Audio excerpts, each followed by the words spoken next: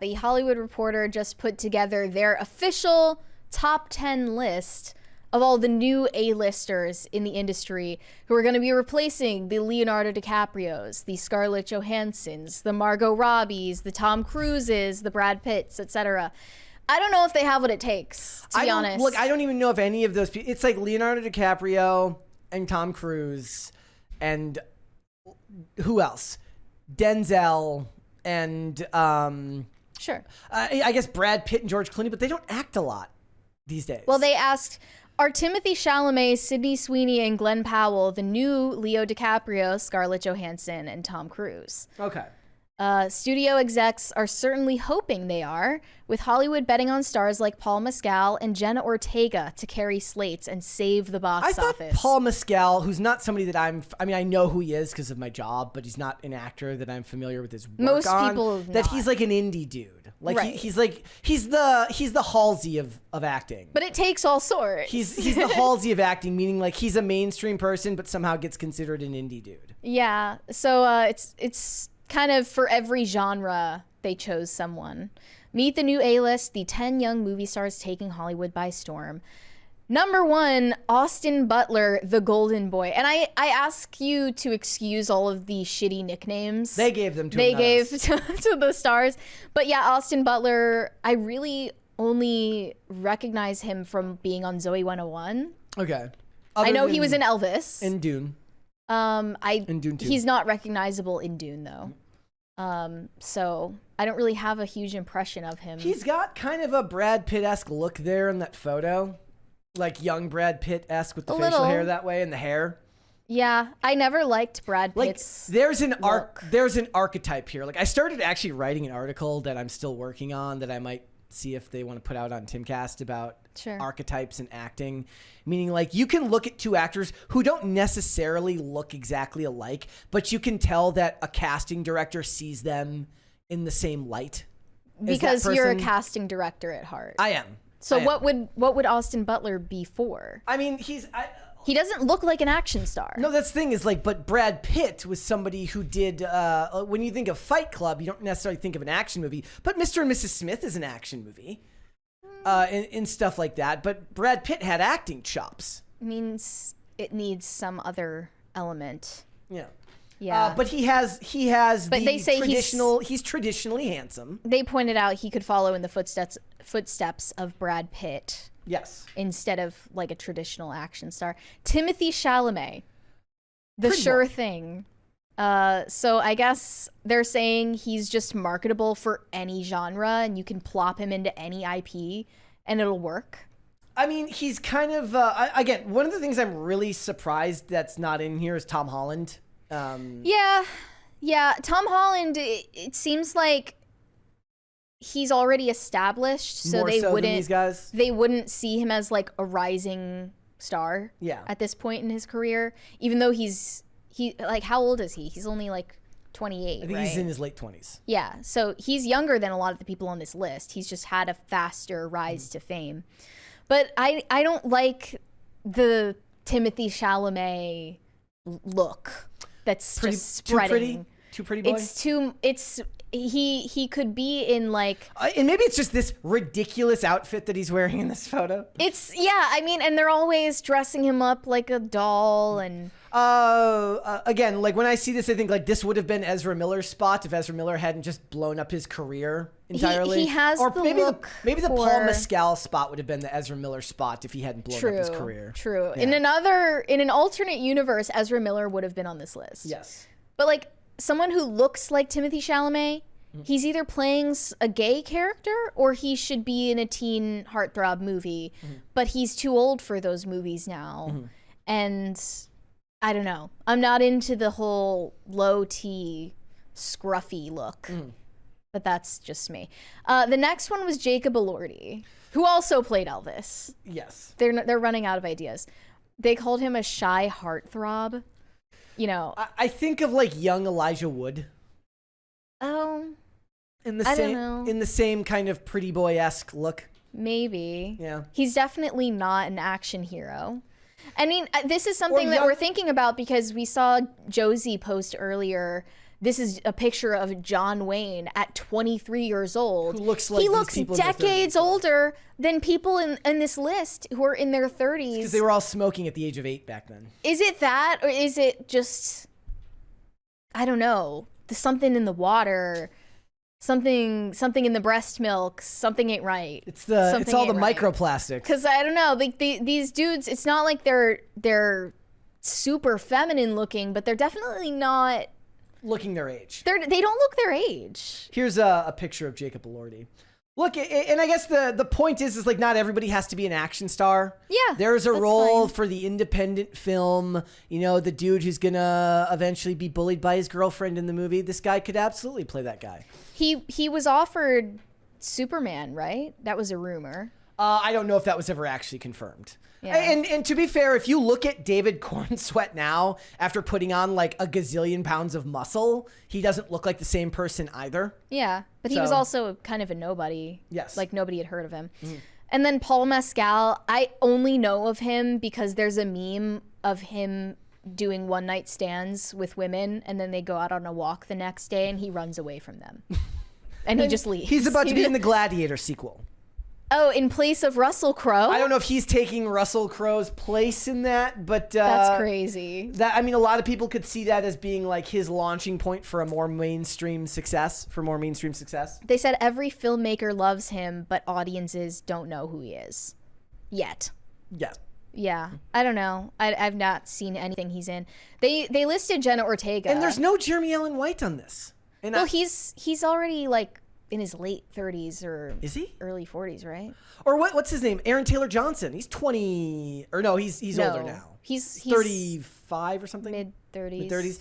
But again, a lot of these guys don't look old for their... A lot of them got a late start. Yeah. Too. I actually was surprised that they didn't list Ayo Edebiri on here. Yeah. Because they were really pushing her, and I was surprised they didn't list Rachel Sennett. Yeah. Or Lupita Nyong'o. They've been pushing those two girls. Glenn Powell is mentioned. Let's finish with the dudes. Glenn Powell is mentioned. Yeah. Glenn Powell gets shaded hard because he's the only one that they don't include a picture of. Yeah, even though they mentioned he has this like winning smile that everyone loves, and you said, you know, he looks like a movie star and he looks like he knows he looks like a movie star. I also feel like he appeals to middle America. I can't put it into words, but there's something about him that has good old boy vibes that he's able to encapsulate. The first thing I saw him in was Top Gun Maverick. Yeah, and I think that plays a role in it. If that's your first impression of him, then that's going to be a good one to be moving on from. And like, to be fair, when Top Gun came out, both him and Miles Teller were getting a lot of attention, and the Miles Teller hype isn't nearly as high as the Glenn Powell hype right now, which he's attached very heavily to Sydney Sweeney, who's also on this list. Right. I think he's a match with her. So Jenna Ortega, now that we're in the ladies now. So I expected Jenna Ortega to be on here. I think she might be the youngest person that they listed. She's 21 years old right now. And a lot of them are in their mid-30s already. So I still had never heard of her until Wednesday. But I do understand she got her start like doing something with Nickelodeon. So very Nickelodeon young, or Disney when she was younger. Series like the Jane the Virgin on the CW. But I thought that like the era of child stars becoming a big deal later on kind of ended with Miley Cyrus. I mean, I think that's different because that's music music is different than acting. Yeah, I guess so. But she's not like Sydney Sweeney. She seems to be going more art house in her other roles. I mean, she's doing Beetlejuice. Beetlejuice is going to be a big movie. She was in the Scream franchise, has since moved on. She's still doing Wednesday. Sydney Sweeney seems to be going out of her way to do the most either financially beneficial or career beneficial roles that she can. What about Florence Pugh? What did I say? I don't even remember what I said. You said that she looks like a baked potato and a sausage put together. Yeah, she kind of does. You've said a lot of things about Florence Pugh. I'm not kind to Florence Pugh, but that's because I find her annoying.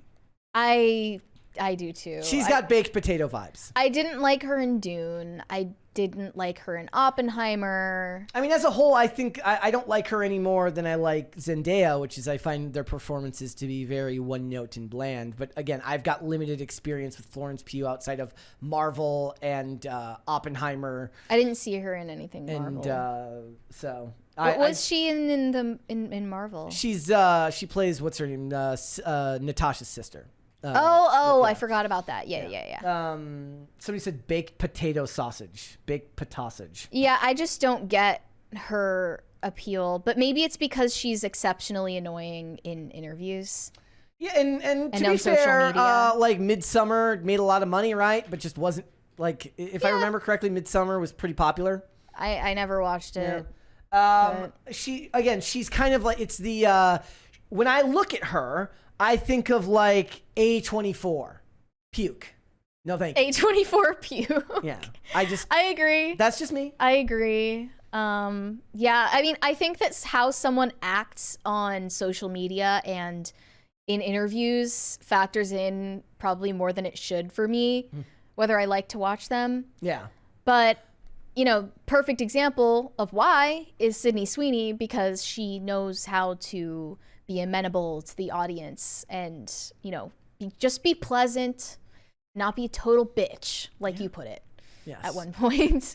It's really important to not be a total bitch. It's not that hard. Or actually the sad thing is you have to work very hard to not give the media fodder to clip you out of context and make you seem like you're worse than you are. That is part of your job. There was a story that was going around yesterday about how Lupita Nyong'o doesn't like doing interviews because she has to be engaging multiple times and tell the same story over and over again. Cry me a river. What am I supposed to do with that? Well, what if she said she didn't like interviews because they're always trying to lead you into saying something controversial?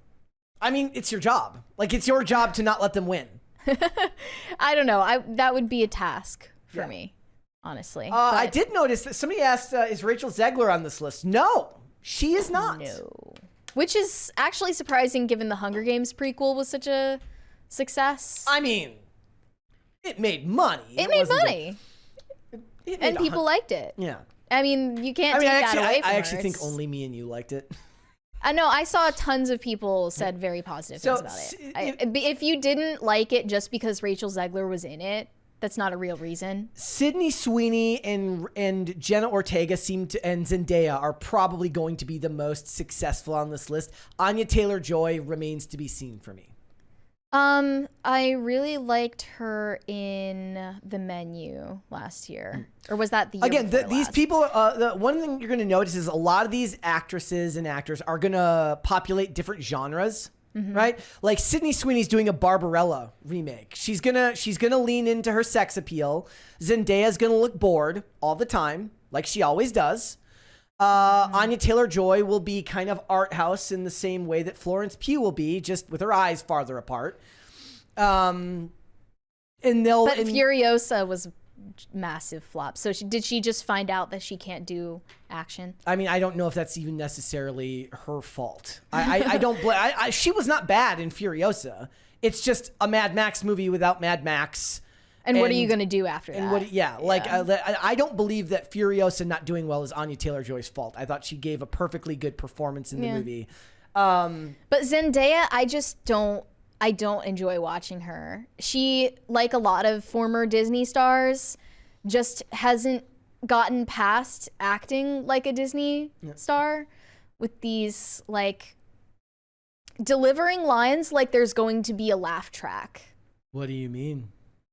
Like that. Exactly like that.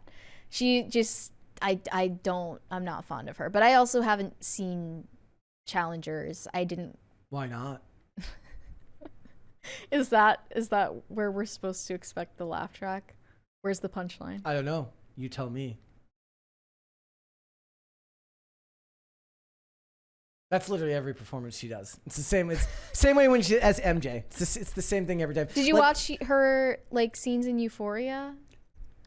The best example of this is like when you see her in like Spider-Man and you see Tom Holland has a screen presence and has a unique kind of jittery charisma a nervous, jittery charisma about his performance, and she's just annoying and one note and bland. And I'm like, how is this supposed to resonate with me?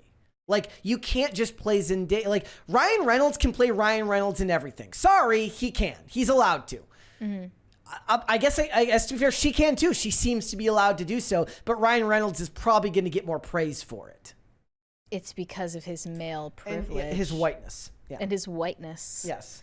And she's also, like, a lot of people are saying, look, the worst element of Dune is the love story because she adds nothing to it. Yeah. Yeah, I agree. She was the worst. Like they look like she was the worst part of Dune. They look like a couple that's already stopped having sex, and she tells him she has a headache every night. That's what she looks like in the movie. But they're in a war-torn, brutal society. All the more reason to be more emotional towards one another. Like, I guess. Tough on the outface, but emotional to each other. Yeah. Or at least her. Like, maybe the man is not supposed to be emotional, but the woman is. Sorry, it's sexist, I know, but it's true. If you want it to resonate with people, yes. Thanks for watching. Listen to full episodes of Pop Culture Crisis on Spotify. Keep up with us on social media and make sure you subscribe and ring that bell so you never miss the show. Bye, guys.